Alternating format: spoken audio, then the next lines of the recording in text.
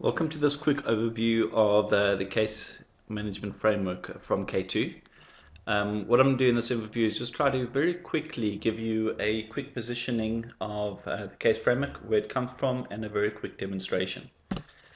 So where does the case come from? The company that's behind it is K2. We're a global organization, so we've got a presence throughout the world, and we've been a process-driven company for a long time now.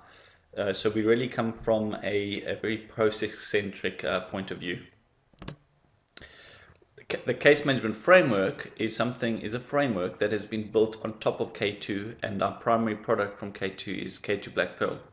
And typically what happens in organization is they will implement K2 Blackpearl, and on top of K2 Blackpearl they will implement their various types of solutions. So whether it is human resource, finance, legal processes, whatever that might be, K2 provides a great platform in which to create and build your solutions on top of. What we've done with the case framework is that in various of those solutions, we've started to identify certain patterns. So this is not for every type of solution. For example, if you've just got a simple expense claim solution, the case framework is probably too big and too much an overhead for that. But if you're looking at things where they're more case-centric, so things like loan processing, claims management, incident management, complaints handling, they become more inclined to this type of solution. So what is the difference between just your normal workflow processes and workflow processes that are implemented using the case management framework? Well, if you have a look at your normal legacy workflow process, it is pretty predefined.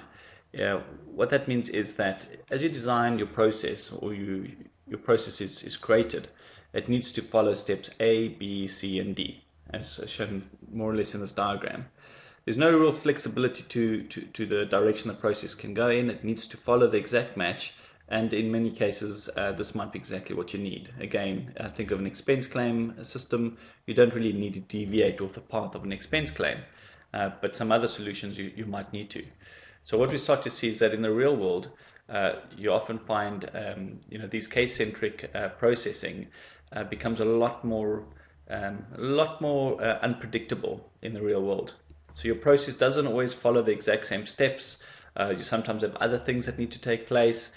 Maybe based upon a circumstance, you need to include additional processes, and things start to become a little bit more ad hoc, and a little bit more unstructured, and a little bit more difficult to control in a traditional static workflow process.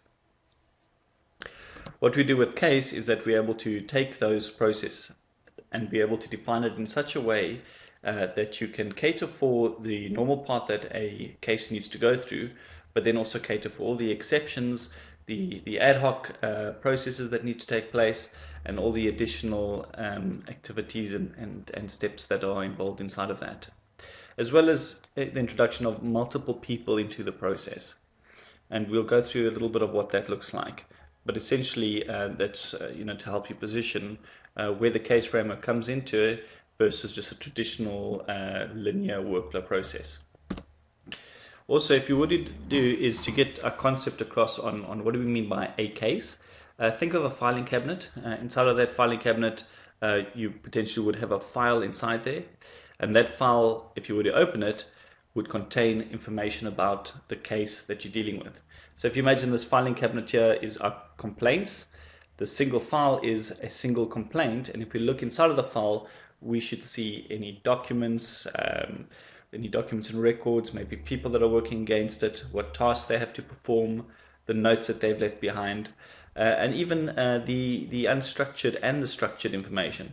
So if you imagine information such as maybe the person who's complaining telephone number and their home address and some information about them that we would find useful in working against this case or against this process. Instead of me having to go and log into another system, maybe going to look into my backend SAP system or my backend CRM system, that information should automatically be surfaced and provided to me with inside of this folder. As we go through, our folder can go through a process, but while it goes through that, we're able to kick off additional ad hoc processes and actions.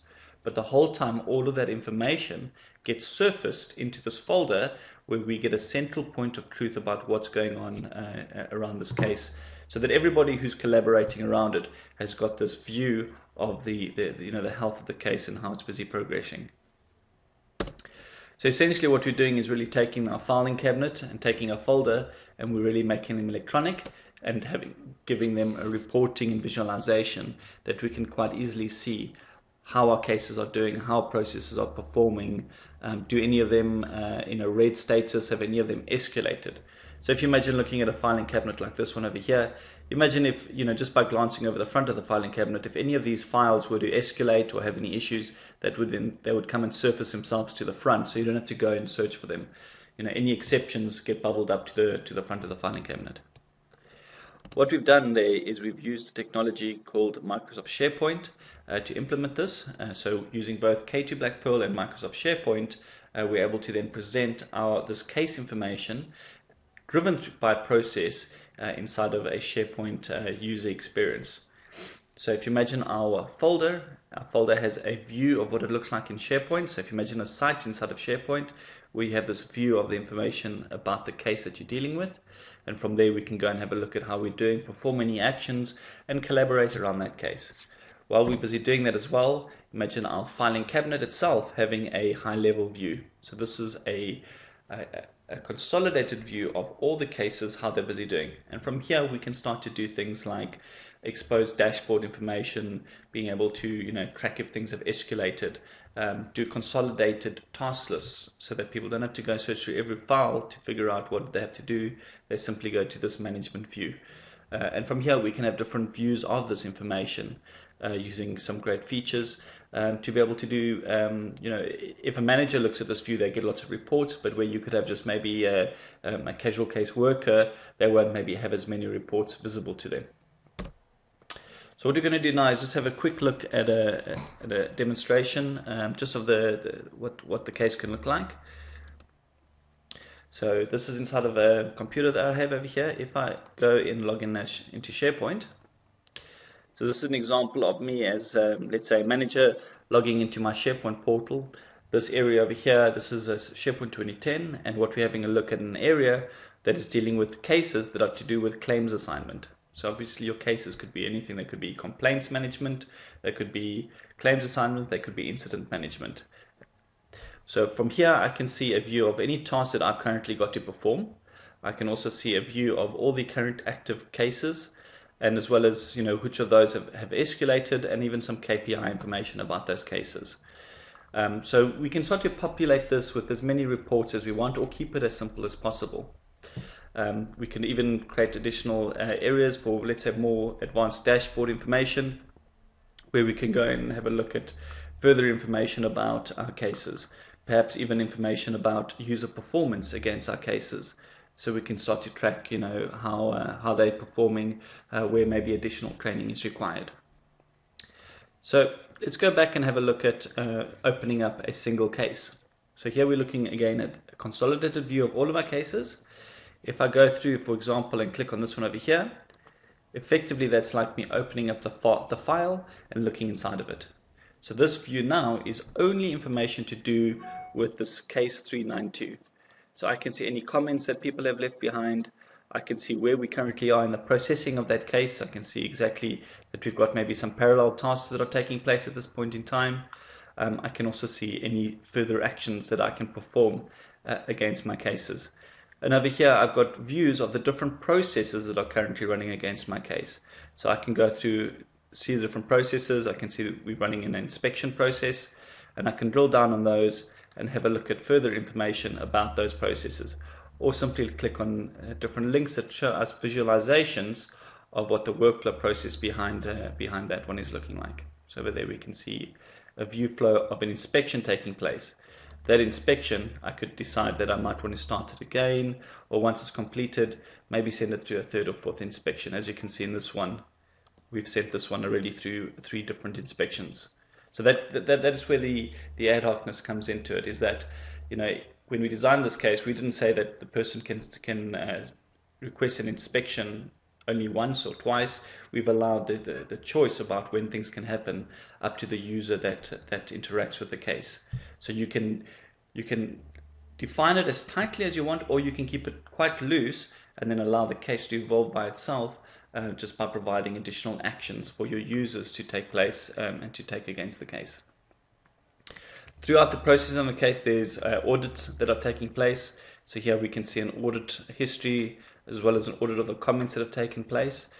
We could also have different views where we can show original forms that were used to start this case. So this is a form that was used when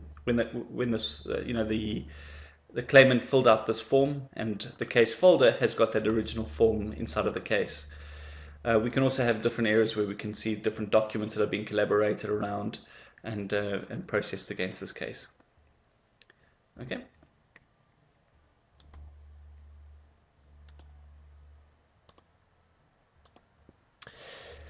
So if you think again, why we're using the case framework, it's really when processes become too static and you need something that allows more of the real world to take place, more ad hoc nature of things. That's where the case framework really starts to fit in quite well.